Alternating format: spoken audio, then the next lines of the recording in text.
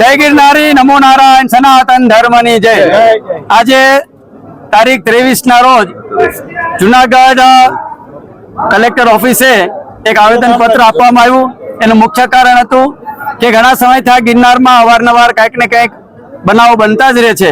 एमांनो एक बनाव एटले सीतावननी नजीकमां ज 1-2 વાર जमीन कोई चोक्कस समुदायने आपी देवामां आवी अने आपी देवाना कारणे कारण के आपणे जोईए छे गिरनार ए अभयारण्यमां छे, गिरनार ए सेंचुरीमां पण छे, गिरनारनी आजुबाजुमां प्लास्टिक पण बेन छे, आजुबाजुना गामडाओमां खेतरोमां कांई पण करवुं होय तो घणी बधी मुश्केलीओ पड़े छे।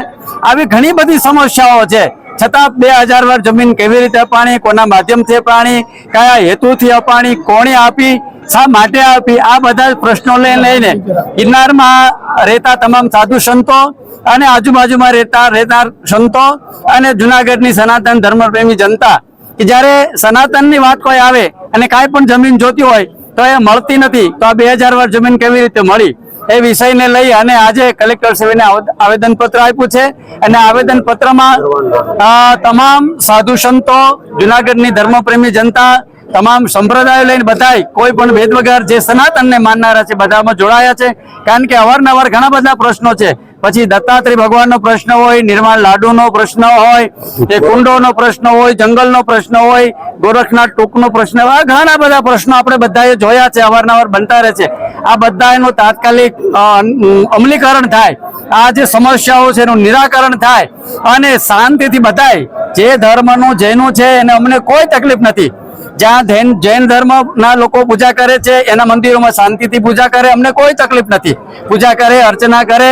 આમ આપણે પણ જોયું છે કે આખા ગુજરાતમાં પગે ચાલીને જે જૈન ધર્મના સાધુ સાધ્વીઓ જ્યારે પધારે છે ત્યારે એના સંઘો હોય, પગપાળા ચાલતા હોય, એ બધી જ વ્યવસ્થા સનાતન ધર્મના લોકો કરે જ છે અને કરતા જ રહેવાના છે। કારણ કે અમારા હૃદયમાં તો વસુદેવ કુટુંબની ભાવના રહેલી છે।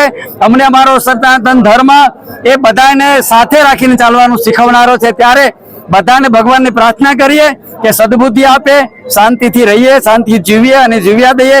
દરેકને પોતાના ધર્મ અનુસાર પૂજા કરવાનો અને જીવવાનો અધિકાર છે, એમાં કોઈને તકલીફ નથી। પણ આ જે અન્યાય થયો છે, જે જમીનો મળી છે એ ક્યારે પણ ચાખી લેવામાં નહીં આવે। જો એક વ્યક્તિને આ જમીન આપવામાં આવે તો દરેકને આપવામાં આવે, કારણ કે ગિરનારમાં તો બધાને સાધના અનુષ્ઠાન કરવાનો શોખ હોય છે, તો બીજા ધર્મના લોકો પણ માંગણી કરશે તો બધાને જ આપે, અને જો ના આપે તો કોઈ ના આપે। બધા માટે એક નિયમ, એક ન્યાય ને એક સરખી વ્યવસ્થા હોવી જ જોઈએ। આ અમારી માંગણી છે। જય ગિરનારી, નમો નારાયણ। એક પ્રશ્ન છે,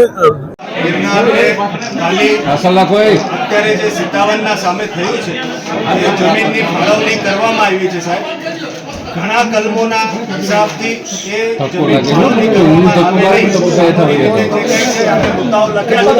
કરવામાં અંદર અમે બધા શાંતિપ્રિય છીએ। જૈન સંપ્રદાયની જે જગ્યાઓ છે એની જગ્યામાં જે કંઈ કરતા હોય અમને કાંઈ વાંધો નથી, અમારો કોઈ સંપ્રદાય સાથે વિરોધ પણ નથી, કોઈના સાથે વિરોધ નથી। એમની જગ્યામાં જે કરતા હોય કાંઈ વાંધો નથી, એમની જગ્યા છોડીને સનાતનની અમારી જેટલી જગ્યાઓ છે એના કબજા લઈ રહ્યા છે, એના નામો બદલી રહ્યા છે, સાથે જ એ જગ્યાઓના સામે એમને જમીન ફાળવણી કરવામાં આવી।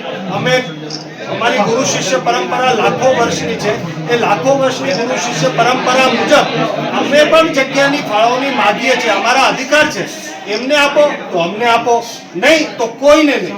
આ અમારી સમદ્રષ્ટિની અપેક્ષા આપની પાસે છે, આપ જિલ્લાના વડા છો, આપના પાસે અમે આ અપેક્ષા લઈને આવ્યા છે કે અમને ન્યાય મળે, સનાતનના સંતોને ક્યારેય દુઃખી ના કરવામાં આવે।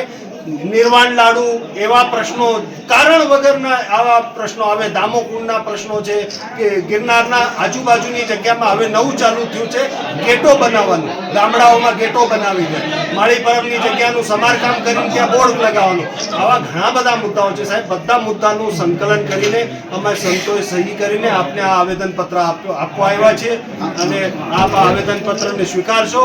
બોલો ગિરનારી મહારાજ।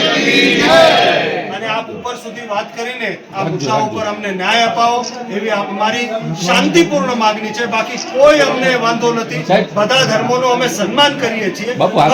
બચાવ સમિતિ દ્વારા જે આજનું આંદોલન છે એ સાથે બેસી અને અમે ચર્ચા વિચારણા કરશું, બધા સંતોનો અભિપ્રાય લેવું, ધર્મપ્રેમી જનતાનો અભિપ્રાય લઈ અને પછી આગળની રણનીતિ અમે ઘડશું।